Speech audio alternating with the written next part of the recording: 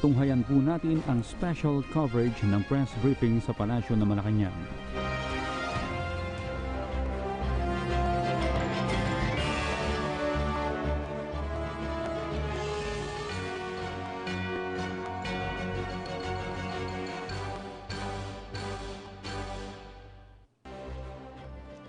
Good morning, Malacañang Press Corps. Kasama na natin si Chief Presidential Legal Counsel, Salvador Panelo.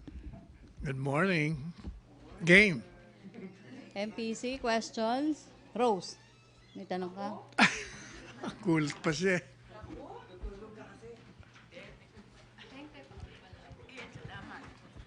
Hi sir, good morning. Morning. Sir, ano po yung contingency plan na ikinakasa ng palasyo para maibsan yung pahirap po ng water shortage ng Manila Water? I'm sure may ginagawa silang paraan doon. Yung mga in charge. Like what po? Hindi ko pa nakakita ng executive order. Ginagawa. Ginagawa pa lang. Yung immediate po, yung immediate kasi po naghihirap na yung mga tao, nahihirapan. Pero alam mo, may nabasa kasi akong hindi raw totoo. Hindi raw po totoo ang alin. Kaya, sandali Wala kami tubig. Kami wala. Ano po yun? Ano lang yun? Sinadya ba ng Manila Water o meron bang pakana sa likod nito? Ano po yung nabasa nyo? May lumabas sa cabinet chat eh.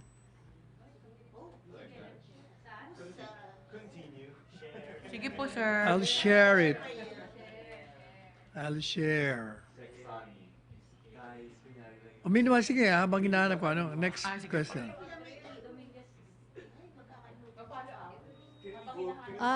Joe, may follow-up? Tina, follow-up kayo about sa water? Joseph, about water. Can you scroll to messages from Sunny Dominguez? Hindi. Mukhang galing kay Secretary of National Defense. Sabotahe po? Ano ba sabi? Sabotahe raw? Parang hindi lang nagkakaintindihan yata.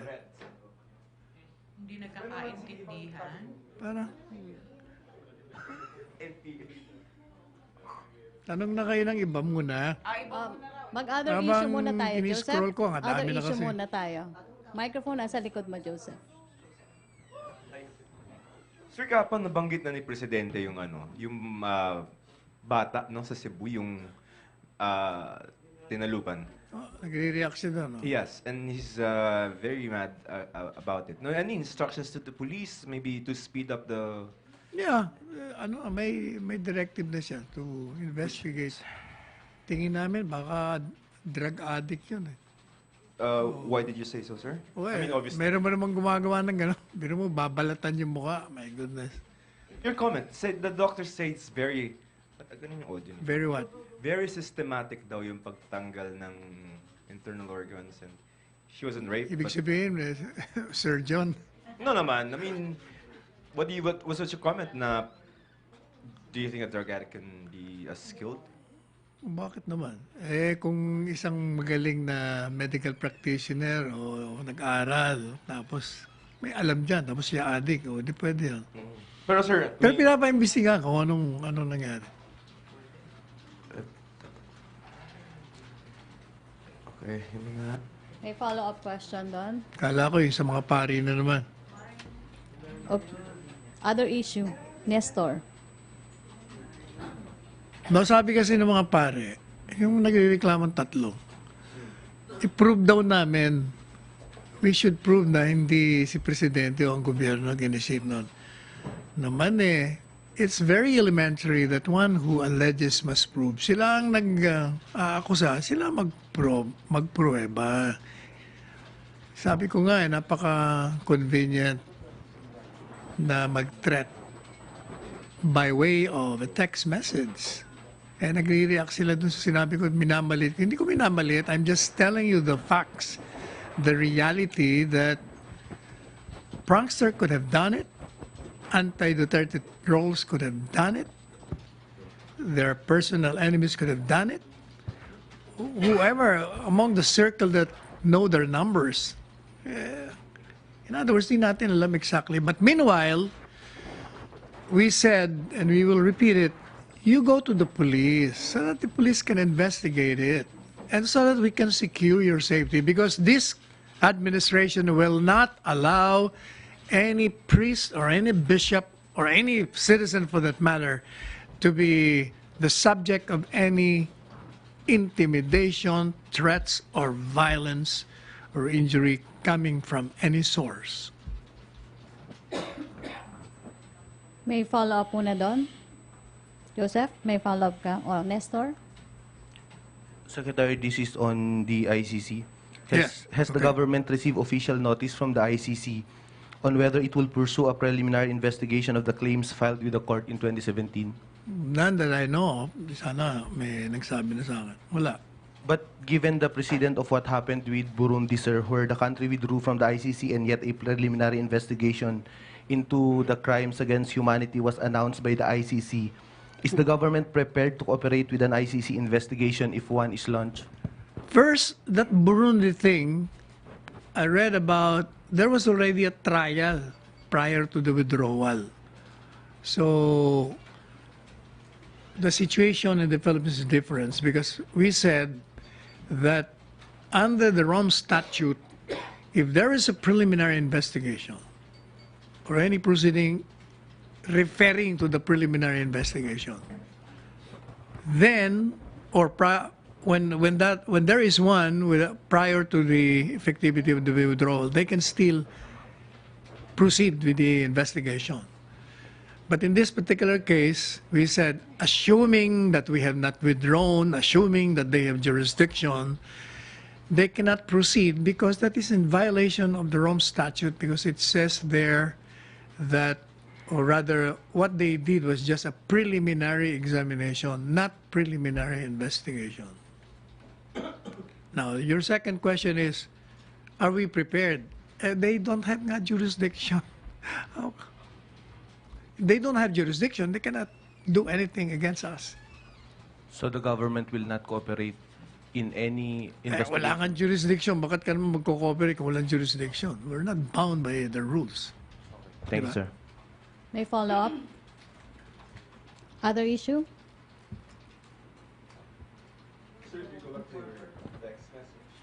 Nahanap ko pa. Ang dami na kasing pumasok. Wala pa. Hinahanap ko yung Andres name. Other issue muna. Puro budget itong nakikita ko. Ace? Wala pa. Wala pa silang pinapadala. Di ba our position is they have to settle it among themselves. I Still think the citizens of this country, especially the voters, because election is just forthcoming, I think they will not take lightly if there will be no new budget, because it will affect many projects of the government. And that, sino nga yung congressman na yun ang pinagsasabi niya? Sabi niya ito daw a scheme so that daw the president daw wants reenacted budget. That's nonsense. Sinasabi na nga natin na may maraming problema pag reenacted budget. Ito namang isang kongresistang ito. Yun daw ang gusto namin. I know. They come in all kinds. Marita? Sir, good morning. Good afternoon. Yes, ma'am. May deadline po ba si Pangulo sa mga congressmen and senators Wala naman. about Wala the naman siya budget? sinabi. Basta sabi niya, you resolve that on your own. Pero what if tumagal pa rin katulad? Kasi anong buwan na then tayo we're prepared to have to do with a reenacted budget. The economic managers naman are prepared for that. The services, basic services will continue. Kakaroon lang ng delay. Yung support tranche naman ng mga teachers, nagawa na rin ang pala niya. So, Okay, Ina. Sir, sinabi daw po ni President Duterte kay Senate President Soto that if he does not sign it, then the President will also not sign it. Is that a firm position? No. Kumbaga, is he really going to... Ibig sabihin, if he doesn't sign it, ibig sabihin, di walang enrolled bill na makakarating. How can they be submitting an enrolled bill without the signature of the Senate President? Di ba? Kailangan pareho pirmado ng dalawa. Did the President give his thoughts? You know, sir? I was sitting with Jaime Laya, former central bank governor, last night.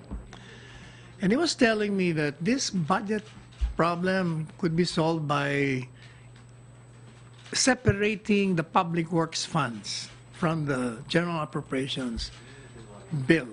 They've been doing that daw since many years ago. Dapat daw ibalik yun. Tama siya doon. Kasi pag meron daw sa public works, hindi apektado nung whether i-reenact mo hindi, palagi nandun yung pondo gagamit. Kaya papadala niya raw ako ng ginawa niyang article sa mga Republic Acts. Siguro, we will recommend that para wala nang problema. Sir? Sir, did the President give his thoughts to the lawmakers, both congressmen No. and senators, on how He was the just listening. impasse should be resolved, He specifically was just dun sa listening issue to them. ng itemization? They were discussing. Si Presidente ganun ang style eh. He just listens to you. Resolve niya. Ngayon may problema ako, wala akong problema. But since it seems that the meeting did not end up with anything or breaking But they're the meeting impasse, again, di ba? is They, there going to be another meeting with the President? No, I don't think so. Sila na lang yun. Okay. Thank you, sir. May follow-up? RJ? Sino may follow-ups about budget? Joseph. Then Christine. Sir, yun pong sinabi ni Presidente, I want to elaborate lang, sir. Yung sinabi niya na I will not sign if Senator Tito Soto will not sign it. That is what do you think of that statement in terms of the legality of the budget as of now? Well, assuming that he said that, kasi hindi ko narinig yun. If he said that, logical yun. Because if an enrolled bill is not signed, how can the President signs it? Now, in terms of the alignments in the budget, realignments of the budget, what is the President saying when he said that? Is it illegal, the realignments? No, wala man siya sinasabi. Basta you submit your enrolled bill and they'll go over it. Titingnan niya. So right now, sir, nag-intervene na si Presidente, intervene, referee, or whatever Actually, yun, terms. di ba? Para kumbaga binigyan lang nila sila ng venue. But of course, he underscored also that he needs the budget. No? The Yes, government of needs course. the budget. Yes, so In fact, I understand, Secretary of Finance Dominguez was there para sabihin sa kanila, ito magiging epekto niya. Na? correct. So sir, like last time, the only way to cure this is to do away with the realignments. Yes. Ang problema yata dyan is the members of the House are also complaining. You have realigned sa Senado, hindi nyo rin kami sinabi, bakit ano mong kaibahan ngayon ng ginawa namin? O, di ba? Kaya talagang they should really resolve that. Kasi both of them are accusing each other of realignments. So sir, would you rather that both chambers do away with the realignments so we can have the budget? They should resolve it among themselves. We will not tell them what to do. Meanwhile, your infrastructure projects are being affected. Yun na nga. Pero wala tayong magagawa. The Constitution says we do not interfere with them. We can only help, try to persuade them, ask for their patriotism, nationalism, and focus on the welfare of the people. As editorials in many newspapers said, kalimutan nyo na yung mga bickerings nyo, yung mga personal whatever. Gawin nyo na lang yung budget. Sir, one last point. Si Senator Lacson said that because Speaker Arroyo signed that document, which he thinks is illegal, may liability daw po si Speaker. Hindi ko naman maintindihan sa live. There is something wrong with the procedures. Why don't they go to the courts para magkaalaman na? So you'd rather that the Senate go to the court if they have questions? Kung sinasabi mo unconstitutional, di ba? It behooves them to finally appropriate charges against whomsoever. has committed any violation of any law. In this case, it could be the speaker, yes? Whoever, kung sinong gumawa nun. Okay, sir, thank you. Now, Christine?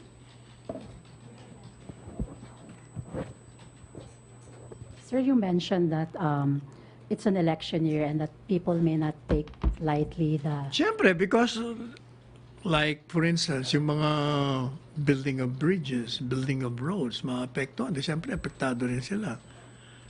So will it affect their re-election bid? Siguro, I'm sure, kung kung ang tao magsasuffer, di siyempre, maapektuhan lahat yan. Are you warning them, sir, if ever? No, I'm just telling them these are realities that they should consider because they will be confronted with this issue. May follow-up? Ina, no more? No more follow-up? The budget? Sometimes I'm thinking, dapat siguro wala nang pondo yung Kongreso. No, hindi ba? One time news briefing, I said, there should be one department who should be responsible for all the projects all over the Philippines. Yun lang ang trabaho nila, iikot sila para sabihin nila, ito, kailangan ng, di ba? Para tingnan natin kung may tatakbo pa sa Kongreso. Okay, Rose Novenario. Other Hi, sir. Yung Palagi sa tubig tayong po. nagiging hostage ng away nila. Sir, yung sa tubig po. Wala, hindi ko makakita sa dami. Haba eh. Sir, ano yung masasabi nyo na pagkatapos po nitong shortage sa tubig, bigla po nagpahayag si Finance Secretary Dominguez na ipupush yung Kaliwa Dam Project na parang ano daw po, magiging sagot sa krisis sa tubig. Sa kabila po ng pagtutol ng mga residente ng Quezon at iba't ibang environmental groups, pati po yung simbahan tumututol sa Kaliwa Dam Project. Well, if it affects the entire community, I don't think itutuloy yun. But you know, I've been thinking, palagi tayo nagkakaproblema niya. Bakit di nila kasi gumawa ng mga reservoir in all cities and provinces? Para pag umuulan, meron tayong palagi nakareserve. Hindi ko maintindihan, ba't di natin magawa yun? Di ba? O, Po yan sa sa mga suggestion ng ibang environmental groups. Parang na tumututol kadali sa namang Kaliwa gawin Dam. yun. It's a matter of building reservoir as huge as kung gaano kalaki isang building. Di ba? Kasi pag tag-ulan, ang daming tubig.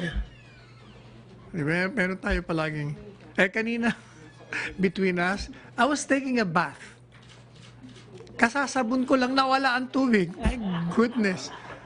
Mabuti na lang, Doktora Panelo, nagbili ng mga balde. Meron dun sa tabi kong may balde doon. Kaya lang, ang lamig naman. So, kailangan magpainit ka pa ng tubig, di habang inaantay mo yung init ng tubig. Kasi ang lamig eh. Nasanay ka na sa mainit. Grabe. Oo, talaga meron. Nawala. Oh, my goodness. Okay, sir. Joseph.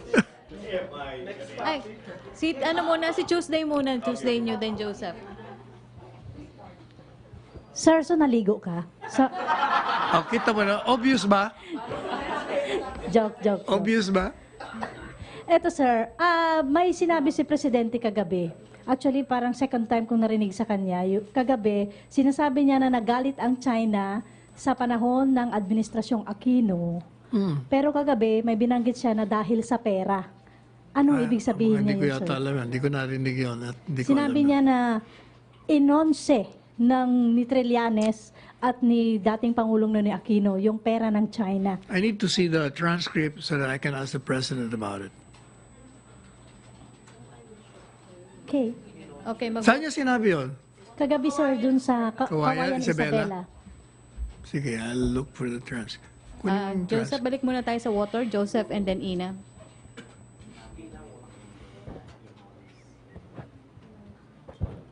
Sir, okay. Tsaka di ba, kailan man tagulan? Matagal June. pa yan, sir, June. Tapos March, El April, Nino May, pa. 2 buwan. El Nino pa yan, sir. Matagal yan. Sir, okay, ganito po. Data from mismong, I think, Manila Water to, no? So yung allocation nila, 2,400 million liters, tapos yung sa Maynila, 1.6 naman for Manila Water. And then, ang sinasabi nila, sir, is that there is parang, wait lang, ha? Ooh, where is it? Basta parang ang nangyayari daw, sir, is kulang sila ng allocation from, I think, a certain dam. No, my In question... other words, wala sanang water shortage kung bigyan ng allocation. Kasi yun din ang parang pinopoint ni Secretary Delphine Lorenzana na lahat naman ang gagaling sa Angat Dam wala naman daw problema sa Angat Dam. Yun nga, sir, eh. Puno naman. Correct. So baka naman yung distribution lang ang nagka-diferensya. So you think, sir, that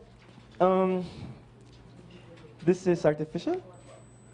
Kung totoo na ang Angat Dam is punong-puno at lahat naman nanggagaling doon, hindi nga totoo.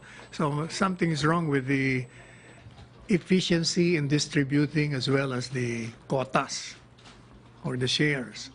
What are we going to do given this probably a possibility that it might be do you think this is a fake water shortage? Oh, that's why, di ba, may executive order na ginagawa nga to do something about it. Sige. Sir, because the EO, sir, would, of course, address future, the future. I mean, possible Kahit yung present. Hindi Okay. lang future, pati present. When you said that it might be a fake water shortage, can you expound on that? Hindi nga, yun nga ang sinasabi ni, parang yan ang gist nung sinasabi ni Secretary Lorenzana dun sa kanyang chat, na the water comes from Angat Dam.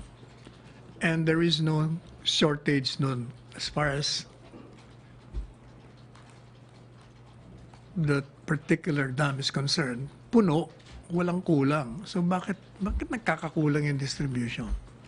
So gaya ng sinabi nyo kanina, kulang yung binigay yung allocation dito sa parte ng Maynila.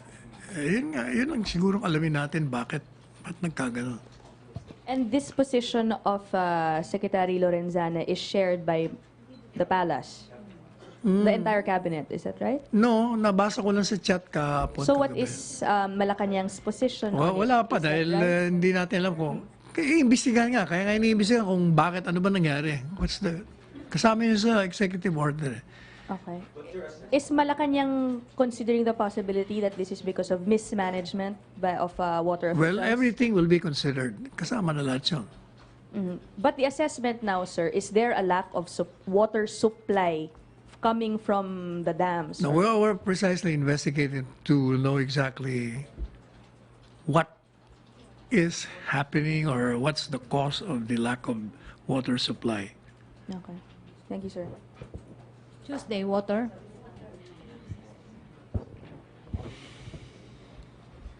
Sir, alam ba ni Presidente yung problema na nililikha nitong kakulangan ng supply ng Saan galing tubig? yun?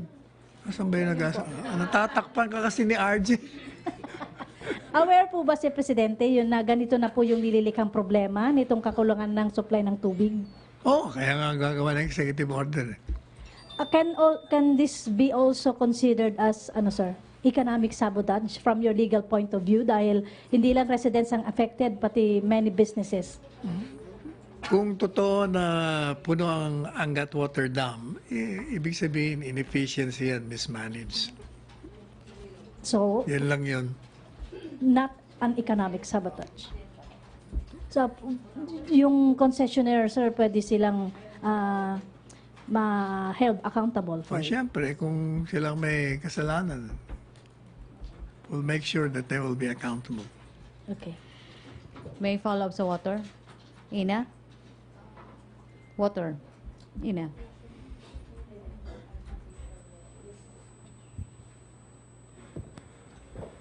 Pending the results of the investigation, sir, what immediate measures, if any, could be taken by the government, considering that the problem has also affected government hospitals? Well, I think they have already made certain steps, like yung supply, may mga oras na para hindi lahat tayo gumagamit ng sabay-sabay. Kagaya nga nila sabi ko sa inyo, biglang nawala kami ng tubig doon sa area namin. Quezon City, O, so ibig sabihin, nire-redistribute nila para magkaroon ng reserve water. Considering Mga from 11 to 11 yata yung sabi sa amin. considering that this is an important, I mean, it's water, how soon po ang result of the investigation which hopefully will address the problem? How soon? As soon as we have the findings, then we will know. Basta it's current. Investigation is underway. Which officer is leading the investigation? Hindi ko alam kung sino ang inutusan ng Presidente. But it's coming from the Office of the President. Thank you, sir. May sa water pa rin o other issue? Wala na tayong tanong, Joseph? Kayo ba lahat naligo? Jesus? Maynilad kami. Maynilad, sir, meron. Manila water, wala. Pag Manila lang bang... Manila, ang Metro Manila meron? Hindi, ang Maynila. Dalawa yung water concessionaire. Manila water lang yung Maynila. So, wag na kayo mag-inggit. Other issue. Joseph, wala na? Okay na tayo? Okay. Joseph, use the Pero yung microphone. sinasabi niyo, Maynila, galing din sa Angat Dam yun, di ba? Oh, exactly. Yun nga. Kaya may punto yung chat na nabasa ko. Wala. Sa chat nga yun ni Secretary Lorenzana. Sec Delphine, tawagan mo ako. Pero sir, yun nga, kung halimbawa yung isa namang water concessionaire, walang problema, di ba?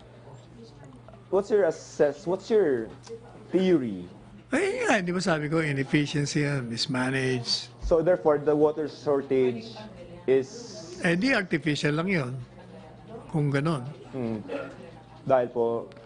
Because if the source is puno and another concessionaire has puno also, ay bakit naman yung isa nga hindi?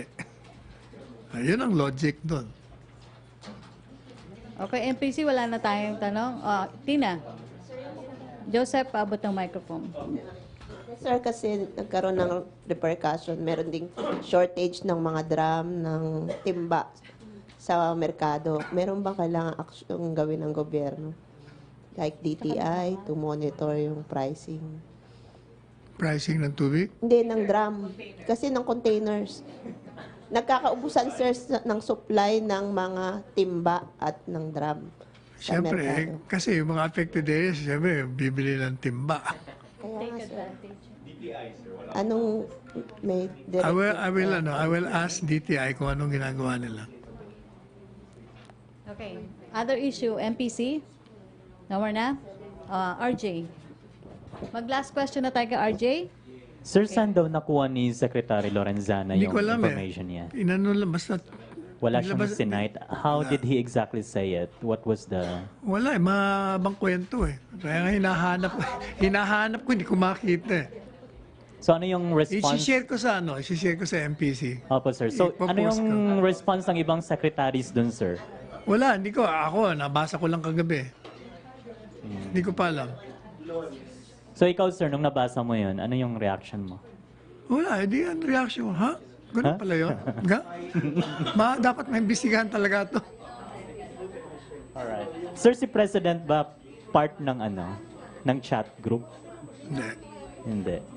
Kami lang, mga cabinet members. Alright. Thank you, sir. Okay. Omar? Wala nang follow-up? Wala nang other issue? Okay, Joseph?